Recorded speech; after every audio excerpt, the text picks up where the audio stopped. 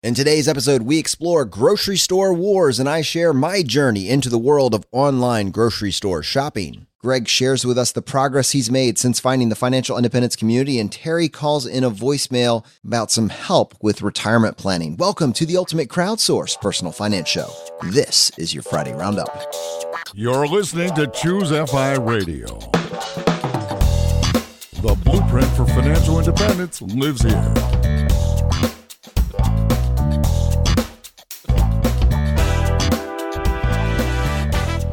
If you're looking to unlock the secrets to financial independence and early retirement, you're in the right place. Stay tuned and join a community of like-minded people who are getting off the hamster wheel and taking control of their lives in the pursuit of financial independence. Choose FI, your home for financial independence online.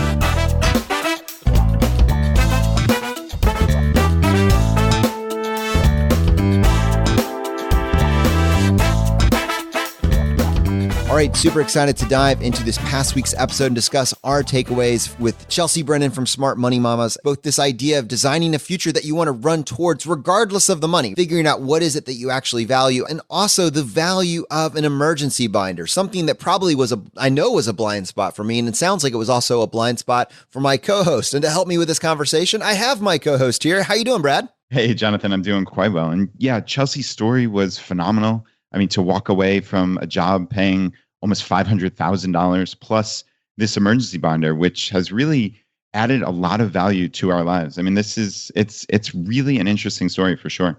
And Brad, before I dive into that, I want to say I was so excited to be able to go celebrate your surprise unbirthday.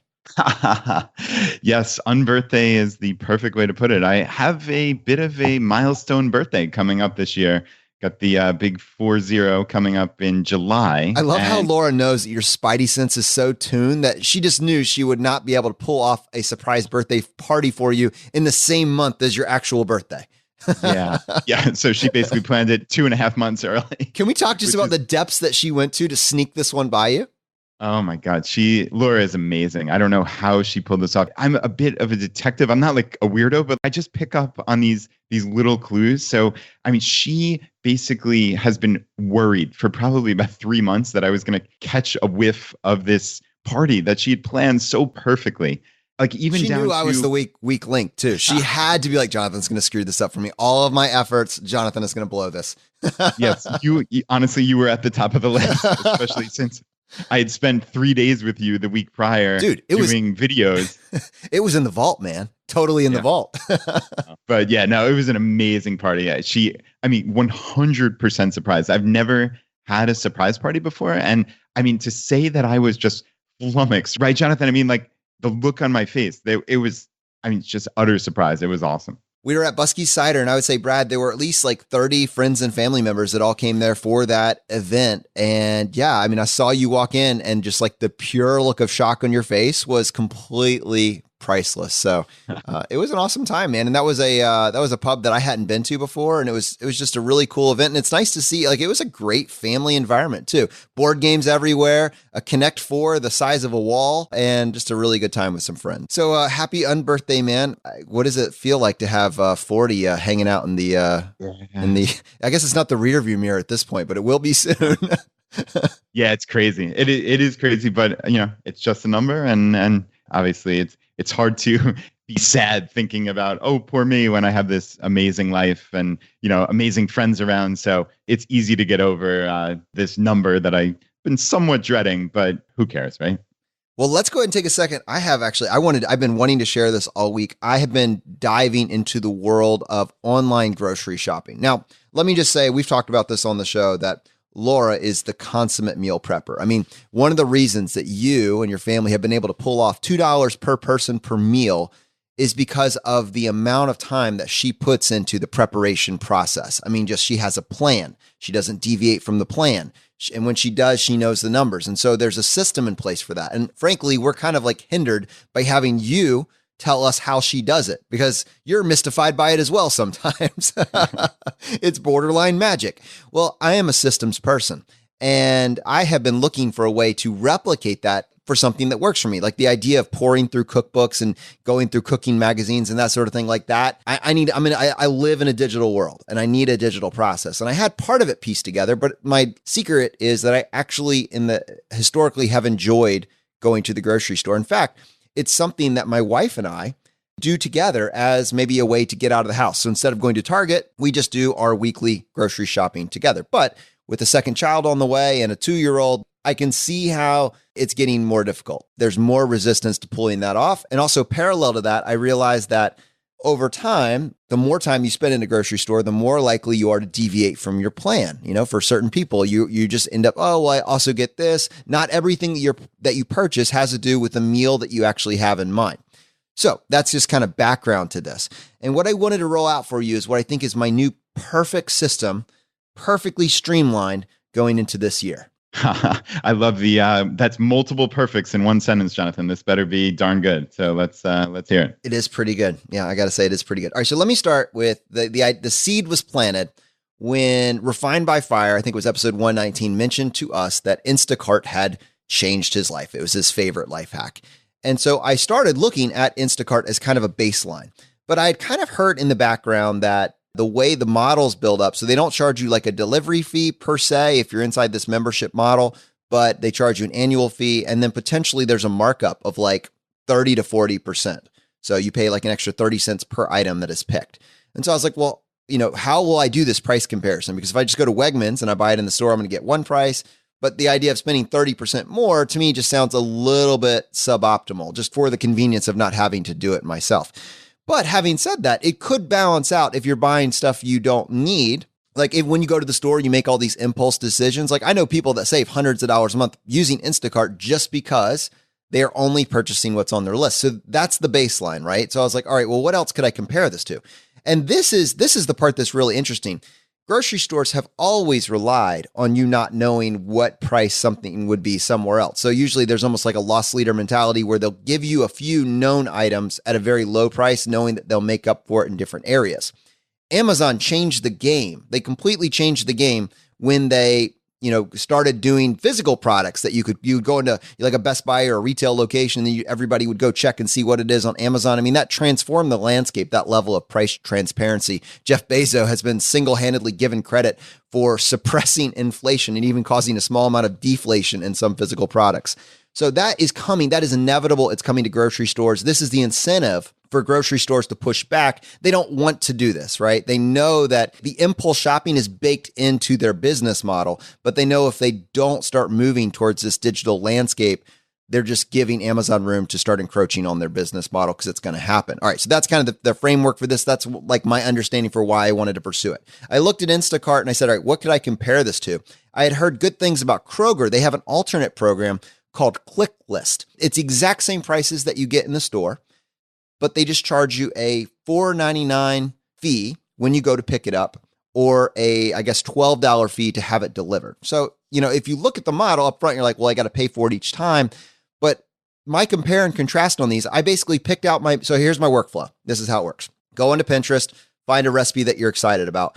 I move it into my meal planning app. There's a couple out there, but I talked about in a past episode how I'm using something called Paprika. You can actually search for that recipe inside Paprika. You can download it, download your ingredients. Then you can move that recipe that you just downloaded into a shopping cart or a grocery list. You can take that grocery list and you can compare it to what you actually have in your kitchen cabinets.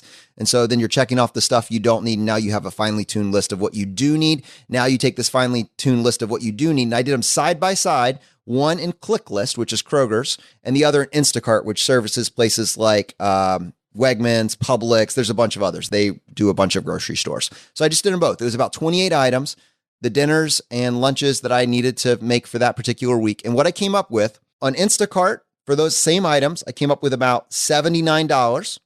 On ClickList, I came back with about $59. So you can see just on this small order of 28 something items, the incredible difference between the two. And every single one of these has a function, has a utility. There's nothing on here that wasn't planned. Can you imagine what it does for your waistline when you only purchase the items that you actually have a recipe baked out to make for it? When you make no impulse decisions, you're going to save hundreds of dollars instantly. And the time that you get back and the price transparency that you get makes it almost priceless. Yeah, Jonathan, that is really, really interesting. So, okay, as I'm hearing it, it sounds like just the side-by-side comparison, you're paying about $20 less for this one kind of theoretical order that, or not so theoretical, right? This actual order you're going to place this week using ClickList versus Instacart. So talk me through delivery. So is that, are we talking apples to apples here? Is this you're getting delivered from Kroger and delivered from Instacart, or is it pickup in the stores in both cases? Yeah, this is a great question, and it's a little bit more nuanced. So like ClickList is, I believe that is just part of Kroger's infrastructure. So Kroger is not hiring a third party. They're using their existing team members to actually collect these items. It's just baked into their model going forward. And so with Kroger, you get the exact same prices you would get, you get the exact same prices using this online ClickList as you would inside of Kroger. But you pay for the fee to pick up. There's a fee to pick up and there's an alternate fee to deliver. So $4.50 for pickup, $12 for delivery baked in each time. So we did pickup in this case. Now let's do a little compare and contrast with Instacart. With Instacart, they charge you a membership fee. So you get a free 2-week trial. And then after that, they will charge you an annual membership fee. And based on the little bit that I saw, it was somewhere between $100 to $150 a year. And then you get delivery or you get pickup for free based on what I saw. That service is actually baked in. But here's the thing. Instacart is not owned by Wegmans. It's a third party. It's essentially a side hustle. You have individuals that are going into these different stores. And I mentioned Wegmans and Publix, and there's several other grocery stores all over the country that actually use it. So there's a surcharge here, and the employees of Instacart, people that are working for Instacart, the way they make their money is they will get an extra few cents for every item that they get. So there's like a 30 to 40 cent surcharge potentially, based on what I understood, on each individual item. And so that's the way that the employees are actually paid. Instead of Wegmans paying them or Publix paying them directly, you as the consumer gives them a surcharge on the items. Plus, I think there's the option to tip that when they actually deliver or when you go to pick it up. So that's kind of like the interplay there. What it came down to, imagine this though, within like 15 minutes from my couch in my living room, I was able to find out how much it would cost at one store versus how much it would cost at another store. And this is early days, right? Imagine when you have your set list, like you have your monthly cycle, you know what you need to buy. You have these on like saved playlist essentially for food. And then you can just alternate that. What does it mean to have your diet, your top 50 completely dialed in and automated? How much time does it actually give you back? And to go back to my earlier point where I said that I enjoy going to the grocery store, I think I actually like the idea and actually like cooking more than I actually enjoy picking up the groceries. I mean, my wife and I can definitely find something else to do with our free time. And I imagine that by using a system like this, combining this with like the top 50 that we talk about with you guys, we're going to crush our grocery bill. I mean, absolutely obliterate it. And with all that extra free time, I'd like to spend more time looking at actual, tutorials and recipes online and actually cooking inside the kitchen. I mean, it's going to be awesome. Yeah, that's great. I mean, you can certainly make a significant case for paying that $4.50 fee just to get that time back. How much do you value every hour of your life? Certainly much more than $4.50. So I think this comes back to our overall message here at Choosify, which is it's not about deprivation. It's not about being a miser with every penny. Jonathan, if you decide, hey, I'd rather spend an hour playing with my son than spending it at the grocery store, that's certainly worth more than $4.50. So I think to me, that's a no-brainer. Not to mention, you're almost undoubtedly going to, in an hour at the grocery store, pick up a couple of impulse items that usually are not going to be terribly healthy for you. So you're saving some, as you say, waistline, and you're saving money. So it might actually net out to a positive in that regard financially, which is kind of interesting. And I guess just to go way back to when you set this up, talking about Laura and how she plans all this out. I know you're kind of jokingly saying it's magic, but the beautiful thing here is it's not magic at all. It's just having a plan. And I think that was one of your largest points, right? Is when you have these recipes and maybe pair them in a complementary manner. This is kind of what Laura does exceptionally well, I would say, is she'll go and buy ingredients, but often for many people, you'll buy a handful of ingredients for a recipe and then throw out a half or a third of each of those because you don't need it for anything, right? Whereas what Laura does is she kind of mentally pairs a couple of recipes that she knows she's going to make while these ingredients are still good, however long that may be. So it could be a week or under a week or 2 weeks, whatever it may be, and puts two of those recipes together in a 2-week span.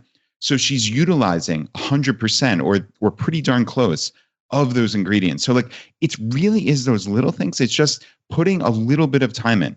Laura, at this point, this is not something she agonizes over or spends hours thinking about.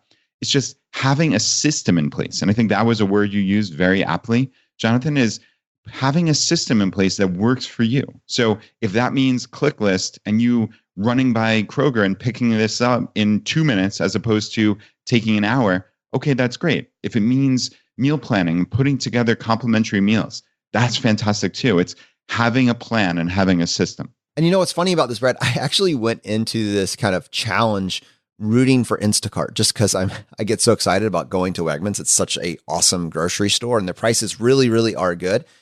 It was my neighbor, Allison, who actually was telling me about ClickList and I was just doing the math in my head and I was like, well, what's the downside? This sounds really, really good. And so then when I did the side by side comparison, I was like, wow, she was totally right. ClickList is where it's at. And you got to understand, again, it goes back to that infrastructure. Kroger is already using their existing infrastructure to do this. So there is just less overhead for them to pull this off. And I want to stress that it's not just Kroger and Wegmans that are starting to offer these features. Going back to the premise for this is all happening because Amazon is aggressively moving into the grocery store world. And so if grocery stores don't rise to this occasion, come up with a system for this, they are going to be left behind for the next generation. As early adopters, we have a unique opportunity to build a system that can allow us to shave hundreds of dollars, if not thousands of dollars on our grocery bill by building a system that allows us to put impulse to the side. And so we actually put together a list of some of the ones that are available, but it's not just Kroger and Wegmans. Instacart works for a ton of different providers. Shipt is another one. Walmart has this. Amazon Fresh has this. Amazon Prime Pantry, Peapod, Safeway, Vons. Likely, if you didn't know this is out there, there's something near you. And we went together and we aggregated a bunch of the ones that actually offer this with some special offers for our community. You can find all the links in the show notes for today's episode. And there were so many people, I posted this in our thread earlier this week. There were so many people that have been using this for months and we're able to add additional feedback. And if you know something that we don't, where the sweet spots are, share it with us either by a comment or on the Facebook group. We'd love to aggregate that information so that we can all optimize our strategies together. Yeah, and Jonathan, you mentioned Walmart in there actually, and I noticed at my local Walmart that they have really made this a significant priority. So they actually carved out a bunch of the closest parking spots specifically for people picking up groceries. So you can tell they are trying to make this something significant. So yeah, I know I personally have done ship to store, I guess, for a couple of Walmart items. I guess slightly different, obviously, than what we're talking about here with picking up groceries. But man, it is just so incredibly easy. And if you have a Walmart nearby, you just waltz in, you have your item 2 minutes later, and yeah, you didn't have to pay shipping or didn't have to worry about, am I going to be home, et cetera. It's just so incredibly easy. So it's very, very cool to see a lot of these companies putting more dollars behind this, and it's almost invariably going to make our lives easier, and competition helps. We've seen Amazon come into this sphere, and I don't know necessarily that they figured it out entirely, but with their purchase of Whole Foods, you know this is on their radar. So I suspect, just based on their track record, that they're going to come up with something good, but it's just neat to see the competition. All right, Brad, well, let's go ahead and take a few minutes and talk about this past week's episode with Chelsea. And, obviously we're going to be talking about the emergency binder. But before we do that, I think we should just pause and just talk about how incredible her unique path to financial independence actually is. Yeah, I totally hear you, Jonathan. And I think a lot of people might hear this and say, oh, this must have been easy for her. She made $450,000, but she didn't start there, right? She grew into this and learn skills. And I think a lot of the things that she mentioned that helped pave this path for her were things we've talked about, Jonathan, over the course of hundreds of episodes, right? She's talking about networking as much as possible. That was a quote. She said, to get jobs, if you're interested in jobs at Goldman Sachs or Morgan Stanley, and be open to whatever jobs in the field they offer just to get that foot in the door, and then learn as much as possible. How many people have we had on the show now who just astounded us by actually going to that nth degree to learn on the job instead of when everybody else is taking a 15-minute break to, I don't know, go by the water cooler and talk about Game of Thrones. They're actually learning. This is what Chelsea said. She was constantly learning. And you need this real curiosity to learn about businesses. And I mean, what was it? Metals and mining? Like, I'm sure when she was an 18-year-old kid, she didn't imagine her career would be centered around metals and mining. But she dove into it and then got to the point where she's literally sitting across the desk from a CEO of a major corporation. That is an amazing journey. I don't want to go past that too quickly, and just say like, oh, she made 400 grand. This must have been easy for her. She learned every step of the way and took those jobs. And that, I think, is a really marvelous thing. Yeah. I mean, with her story, it's hard to figure out what aspect to pin down because we could spend the episode talking about how to get a job as a hedge fund manager. There are people listening to this show that's an aspirational goal, or maybe it is for their kids or whatever. All of us at some point, oh, wow, it might be cool to be a hedge fund manager, regardless of what the job actually entails. Just the idea of that, I think, is kind of, wow, that's amazing. So how do you do that? Well, it's going to be pretty difficult if you don't know anybody that's done it, or you don't know how someone went about getting that position. For her to be able to kind of pull back the curtain and say, here's what I would tell myself if I wanted to do it again, that's going to be valuable information. And I guarantee you there's someone in this audience that is either themselves or for their kids or knows somebody that is on the path that says, hey, I heard you mention this before. You probably should listen to that little snippet, that little segment that will streamline your process. The other half of this is she built for herself an escape ramp. This is incredible because when you get this job, you get this aspirational job, you got to assume, well, I'm always going to be making more, right? In fact, you see that represented in the mindsets of her coworkers. This is the least I'm ever going to make. And so you have people that are making $1 million a year that are paycheck to paycheck. Now, keep this in mind. You don't know that 4 years from now, 5 years from now, suddenly, she found herself in the situation of desperately wanting to be home with her kids, right? If she had not had the foresight to start planning her escape route out in the early days, it would have ended horribly for her. If she had been paycheck to paycheck when she came to that inflection point where she had to choose, this would have ended horribly. And so I think the takeaway for me, because I saw it in my own life and for other people, is that you do not know how you're going to feel about your job. I often say 10 years from now, but forget 10 years from now. What about 5 years from now? What are you doing today that will give you options 5 years from now? Because let's say you're in this position where you're making this incredible income.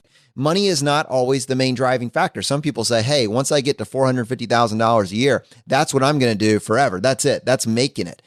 But I think that you need context for that. And if your life is not lighting you up when you get to that point in time, then you're still subject to the same math as the rest of us. If you're paycheck to paycheck on a $500,000 salary and then you want to leave, it's going to be very scary. If you can start thinking about that now and say, what can I do? So at 5 years, if I find myself in a situation that is like, I get to make a choice either to rearrange my work schedule so that it's less toxic or to walk away and do something else. That's what following the tenets of financial independence gives you. It gives you the freedom to choose a life that you can get excited about.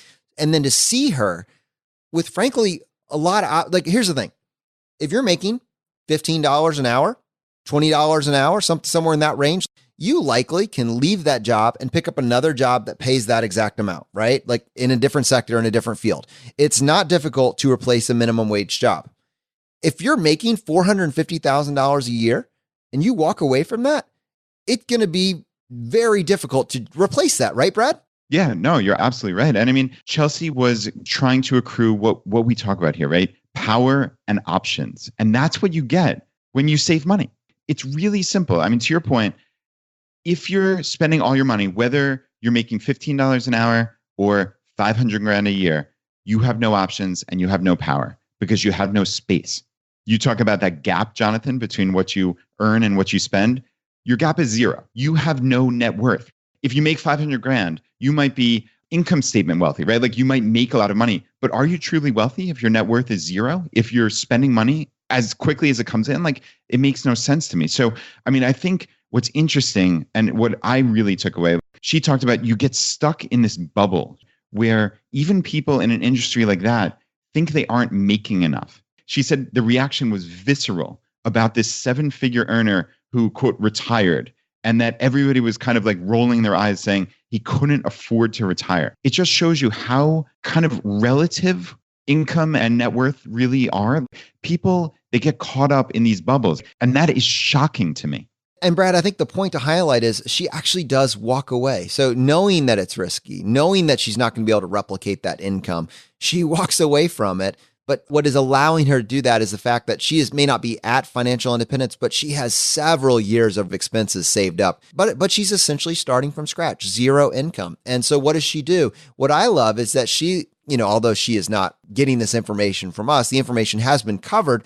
Episode 101 with Nick Loper. We were talking about finding your side hustle idea, and we talked about some principles for actually putting a side hustle together. And so there were a couple that we mentioned. The intersection method, which is what are your interests, what are your strengths, find something that kind of connects the two, and then look for an opportunity there. And then the other, identifying pain points or problems in your life. And you asked her a very pointed question, like what prompted this?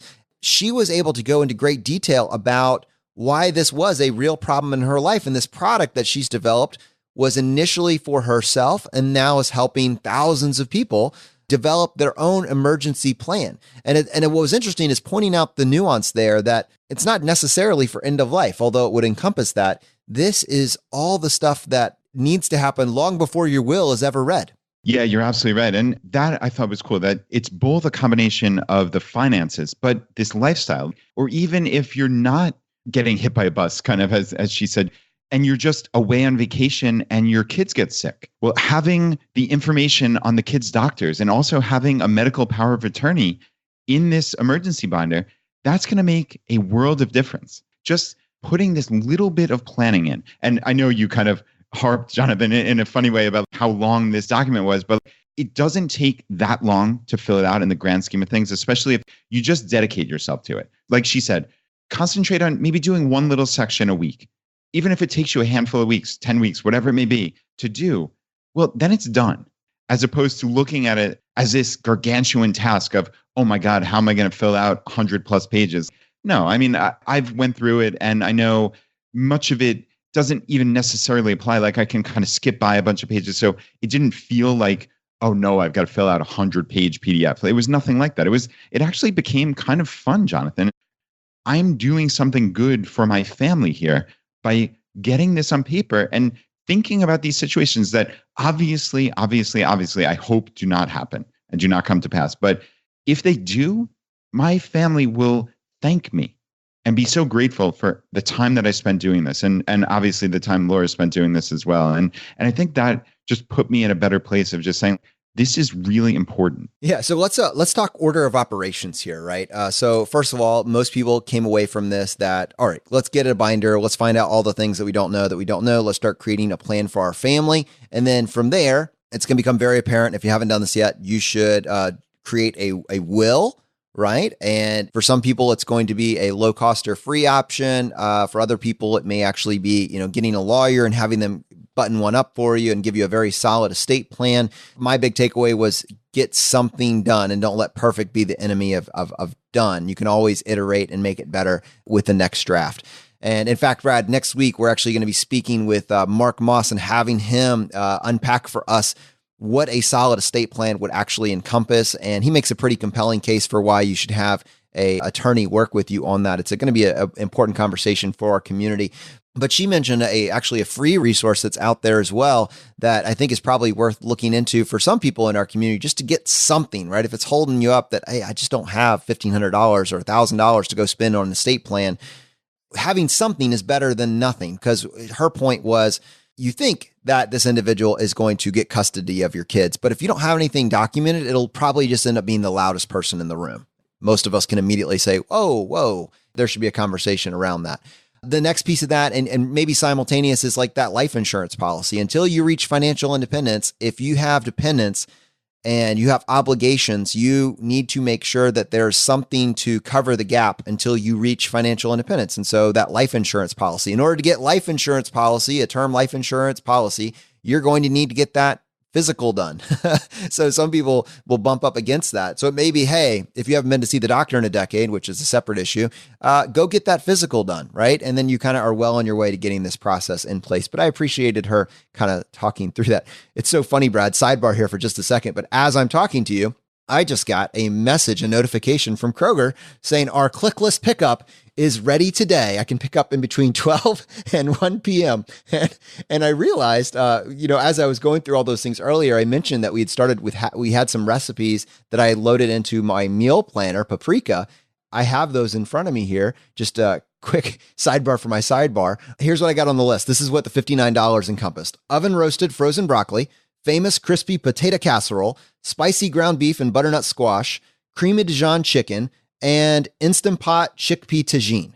So some pretty good stuff there, right? I mean, you can see how like if you're getting multiple servings out of each of those spread out over the course of like 3 or 4 days, and that is only costing you $59, like you're going to crush that $2 per person per meal rule. And simultaneous to that, if that's what you're consuming on a weekly basis over a period of a month or 2 months or whatever, you're going to be in the best shape of your life. Yeah, agreed. No, that's a very cool hack. And it's funny that you got that email literally while we're talking about this. So that's the most interesting segue from wills and named guardians into Kroger ClickList that maybe has ever existed. It is all tied together under one life optimization strategy. That is the pursuit of financial independence. I guess let me get out of my rabbit hole here. For people that were listening to this show that are like, oh yeah, I really do want to get that binder for myself and my family. You can go to choosefi.com/binder, choosefi.com/binder. And at the time of this recording, Brad, I think it's $29, right? Yeah, Jonathan, $29 at the time of recording. And to me, this is an excellent, excellent investment and just something that's really crucial to have for your family and your relatives. I've always been annoyed when it's like $29.99 or anything, like when they throw the 99 cents at the end. Come on, man, round it up to 30. There's no reason to bring change into this equation. Yeah, nice that Chelsea does not bog you down with that. So that's good. All right. Well, guys, I actually have an update. We talked very in passing last week about getting a competitive auto insurance quote, and we had referenced a company called Compare. And there was such a positive response to that episode that Compare actually came out with a challenge for our community, just because there are people that have very, very optimized auto insurance policies already. And then there are people that simply do not. And there is tons of money to be saved. So over the month of May, every person that goes and gets a quote using our link, choosefi.com/compare, is going to be entered in a drawing to win $500. And it's actually 2 separate drawings. The first is for the individual that has the least optimized insurance out there. So like if you've been doing really badly at this entire time, there's a possibility for you to win here. So for the person that has the least optimized auto insurance and saves the most money based on getting this quote, you're going to win $500. And also, they are going to do a second random drawing. So every single person that enters this drawing by going to choosefi.com/compare and getting a quote will be entered in a second drawing just by random chance to win an additional $500. So to do that, and I highly encourage everyone in our community to do so, just go to choosefi.com/compare. All the details are on the page. All right, well, I think we should go ahead and take some time and bring in some feedback from the community. And Zach, what do you got for us today? All right, so the first one we got is from Greg. He called in about how he's crushing his savings rate. Hey, Jonathan and Brad, it's Greg down in North Carolina, leaving you another voicemail. You guys played one from me back in Friday Roundup 40-something. Anyway, quick update. Just listened to your Roundup talking about savings rate. Happy to report with method 3, our savings rate is about 60%, which is incredible, considering that 2 years ago, before I found ChooseFI, we were basically saving nothing. And so we can clearly see a very easy 10-year path to FI. And then I wanted to pass along a tip that I've been doing for a while. I thought other people were doing, but as I've mentioned it to folks, it seems maybe it's a unique idea. So I thought the community might benefit from it. We set up a separate and distinct email for all of our bills. And so very commonly in couples, some bills are in one person's name, some bills are in the other. They may get caught in spam filters. Maybe sometimes you forget to pay something because all the bills are not consolidated into one email address. And so we set up a separate email address in Gmail, and it's just our last name.family.expenses@gmail.com. and all of our bills go to that address. We don't use it for anything else, so we get virtually no spam on that. And it's just a really easy way of making sure all of your electronic bills are coming into one easy place, that it's really easy and either partner in the relationship can easily log in and see them. Anyway, wanted to pass that tip along to you guys. Happy New Year. Hope you have a great 2019. And of course, the fire is spreading. Of course, the fire is spreading. And obviously, I want to talk about your optimization strategy. But Brad, we can't gloss over that change in savings rate. No, 60% savings rate and a 10-year path to FI. Greg, congratulations. That's amazing. Zach, can you reach out to Greg? I'd actually like to have him come on a Friday roundup to talk to us. Like, what changed to go from paycheck to paycheck to a 60% savings rate? Sure thing. Typing it down. Can you hear that? I did. Best thing ever, Greg. We will be in touch, man. That is amazing. Congratulations. And actually, I love the bill idea too. I'd like to do a episode in the somewhat near future talking about organizing your digital life and streamlining it both from a privacy perspective, but then also just a workflow perspective. And obviously, Brad, in that episode, we will reference Todoist. Shock among shocks. Right? Spoiler alert. Spoiler alert. Okay. What else do you got for us, Zach? All right. Next, I wanted to give a shout out to Michael, who just announced that he hit FI. Yeah, this was cool. This was in the Facebook group. Michael wrote, about to board a flight home from one of my last weeks of work before firing. Spent the week onboarding my replacement and saying goodbyes to coworkers and friends. Quite an emotional week. Lots of questions and admiration, but interestingly, not a single person asked, how is it possible that I can retire early? Someone said to my coworker, I want to do what he's doing. And she replied, it isn't what he's doing now. It is what he has done for the last 20 years that allows him to do it now. Wow. Jonathan, what a great summary, right? That is, I have chills on my arm hearing that. How incredible is that? And that's what we're talking about, right? You don't know where you're going to be mentally. You don't know where you're going to be emotionally. You don't know where you're going to be physically 10 years from now. But we can control what we're doing today and tomorrow, and we can build ourselves that escape route so we have options. And I think that's the ultimate compliment. Someone, as you're leaving, as you're making the choice, someone saying, how did you do that? I made more than you and I'm paycheck to paycheck. I'm at the same place as you and I haven't even started thinking about this yet. It's about the plans that you lay for yourself because the future is uncertain. Yeah, and I love some of the comments in here. Paul said, congrats on becoming an overnight success for the last 20 years. Isn't that perfect? To people outside, Michael, who's just going on math, let's say he's working for 20 years, he went to college, he started at 22, he's in his early 40s. Some people look at that and are like, how on earth did he do that? It does look like an overnight success, or did he hit the lottery or something insane like that? And no, the answer is he was intentional for a long period of time, but yet he's retiring decades earlier, right? So it's long in the cosmic scheme of things, right? Like 20 years is not a short period of time, obviously, but man, if it means you're saving 30 years of work, I would trade that in a second, right? It's being intentional every day and just thinking about what is the goal. You can't get there in a day. You can't get there in a week. But man, you can get there in 10 to 15, 20 years, almost every single time.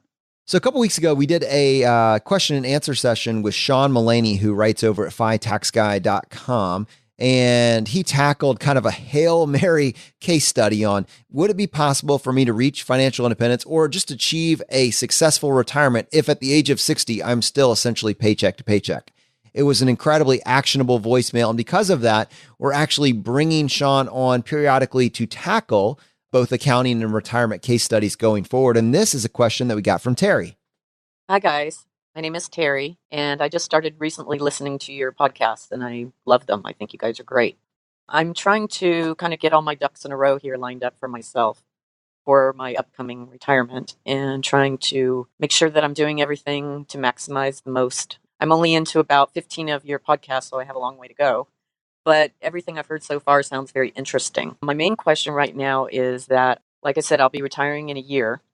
I do work for government, so I have the 457, a 401, and a Roth. I'm trying to decide, I guess, what is the smart move here? I have other money that I could use to basically live on throughout this next year and then go ahead and dump all of my paycheck into my 457 over the next year. At some point, though, I would need to take some money out of another account, which is a brokerage account. that I have money into. So that way I would get about $40,000 into my 457 this year, and I can also dump another 40,000 into it at the beginning of next year before I leave, because I will get a payout for all of my saved up sick and annual time. So I guess my question is that the smarter thing to do, to go ahead and dump my whole paycheck into my 457? And then later, if I actually need money, to pull it out of a brokerage account that is earning dividends and interest and all of that. I'm not sure if that's the smarter thing to do or not.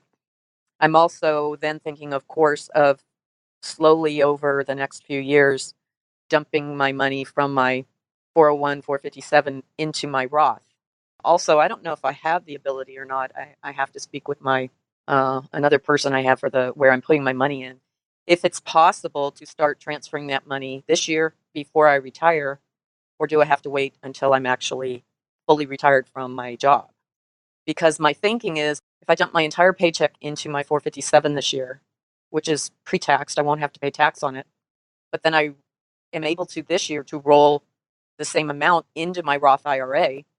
Then I would be paying taxes on it anyway, and I would have that much more money dumped into my Roth.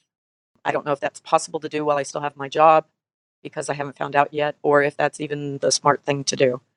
I would really enjoy getting some feedback from you guys. I think you guys are great, and I'm really learning a lot, even though I'm new into listening to you. Thank you. All right, Terry, awesome question. I appreciate you setting us up to have these types of conversations, and we will answer you in the most public way possible so that as many people can benefit who are in a similar situation. So we sent this over to Sean, and he has provided us some wonderful actionable information that you can apply to your situation. Hi, Brad and Jonathan. It's Sean from FI Tax Guy calling to respond to Terry's inquiry. Terry is about a year or so away from retiring from her government job. Congratulations, by the way, Terry. Hope you enjoy your retirement. And very wisely, Terry is thinking about retirement planning and tax planning as she's about ready to leave the workforce. In particular, Terry has a very interesting opportunity to contribute a significant amount of her salary in her last couple of years to a traditional 457 plan. Terry, a few considerations jump out at me. First is, just how much will you make in your last year or two on the job, and what will be your marginal federal and state income tax rates? Second is, how much of a pension, if any, will you receive every year once you are retired? Third is, what sort of Social Security benefits will you receive? And fourth, what sort of required minimum distributions, RMDs, will you be required to take every year from your traditional 401k and from your 457 account? Let me give you a couple of examples to illustrate how I think you should approach the issue. Say when you retire, you are going to be 69 years old. Say in that last year, you only work in January and February, and you collect some sick pay and vacation leave pay. And so say your earned income is about $40,000 for that year. Then say at age 70, you start collecting a sizable pension and Social Security, and at 70 and a half, you start collecting RMDs. It could very well be that those three things put your taxable income at a level much higher than the $40,000 you earned at age 69. If that's the case, then I would strongly encourage you to not make a significant contribution to your traditional 457, because in your last year in the workforce, your marginal tax rate will be much less than it will be at age 70, 71, 72, and beyond. But now let's change up the example a little bit. Let's say in your last year at work, you work all 12 months, and say you have a sizable vacation and sick pay payout. So let's say your earned income is something like $180,000. And let's also say that you're age not 69, but age 52 when you retire. Now the analysis is very different. You have a high income in your last year. You're going to be paying a high marginal federal and state income tax rate.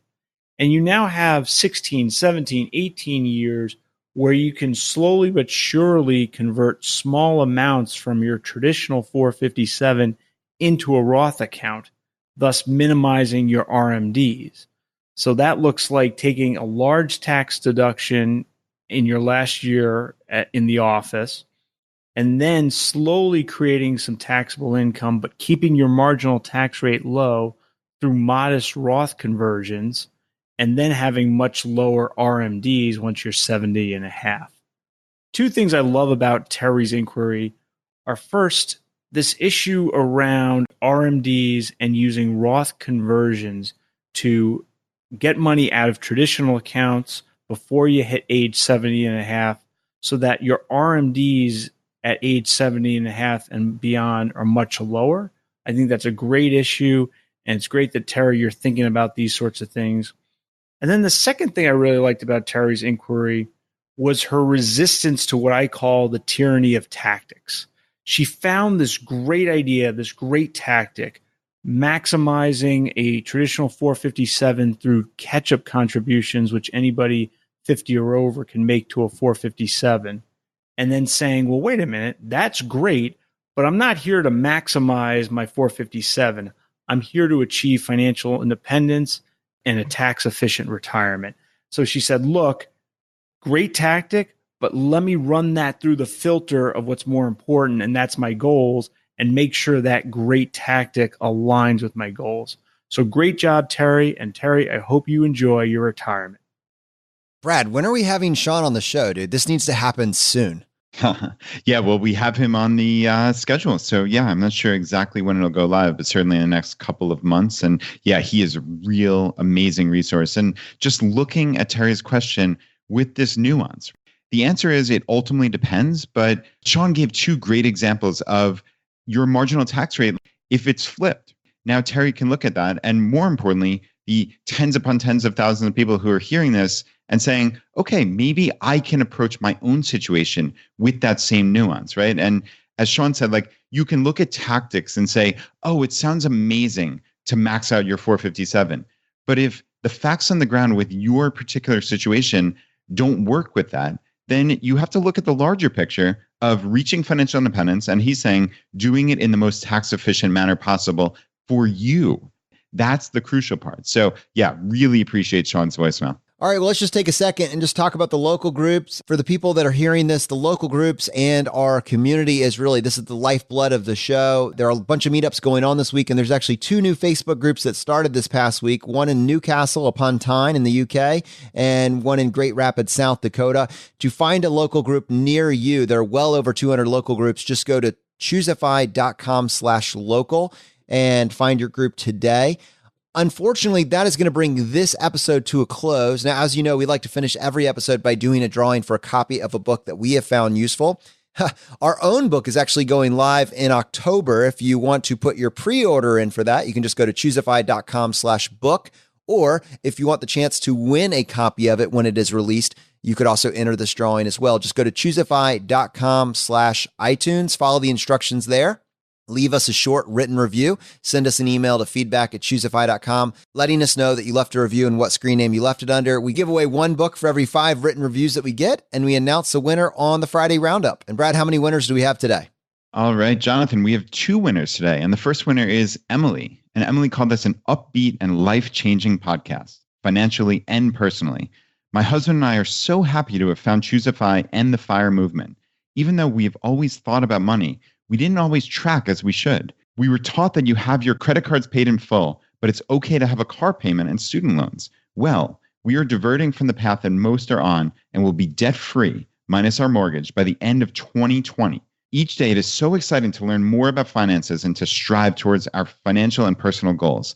In addition, we are both at our lowest weight since meeting over 7 years ago. There is so much goodness that comes from Choosefi, and we enjoy listening and re-listening to the episodes.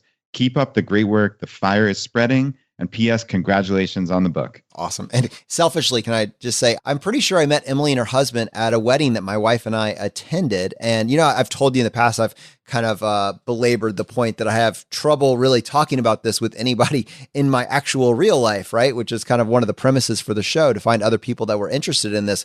Largely due to the podcast, as a way of small talk, I was able to introduce the concept of financial independence to Emily and her husband.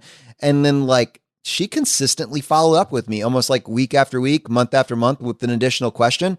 It's incredible to see the progress that they've made in their own lives. She kind of announces to me periodically some of their wins, and I think they just locked down their companion pass, Brad. Nice. Southwest Companion Pass. That's fantastic. And yeah, I mean, could you imagine they met you at a wedding and now they're going to be debt-free by next year? That is just really cool and shows the power of this community, not of, you and I, the podcasters, but there are hundreds of thousands of people doing this all across the country and the world and trying to basically bring this concept to their friends and family. And I just think that's really powerful and can spread exponentially, truly. All right, and our second winner today was Will, and he actually left this review on Stitcher. He said, best finance and lifestyle podcast out there. This show has added so much value to my life. It's one of the very few podcasts I've ever left a review for. Since I found it about a year ago, I've saved substantial amounts of money on everything from travel to internet and phone bills. These guys break it down in a way that is easily digestible and actionable. Beyond just showing me ways to save, this podcast has actually helped form my identity in relationship to money and, most importantly, living intentionally. The Choose FI community is incredibly helpful and inspiring and has really changed my entire idea of what a podcast and online community can be. Sometimes when the grind gets tough and I find myself forgetting what I'm working towards, I put on an episode of Choose FI and I'm immediately inspired and reminded of what I'm working for. It's very inspiring and even energizing to hear all of the cool ways that we can take control of our finances and our lives. Thanks so much. And Will, thank you so much for that feedback. It really is incredible, and we're grateful that you took the time to share that with us. All right, my friends, the fire is spreading. We'll see you next time as we continue to go down the road less traveled. You've been listening to Choose FI Radio Podcast, where we help middle-class America build wealth, one life hack at a time.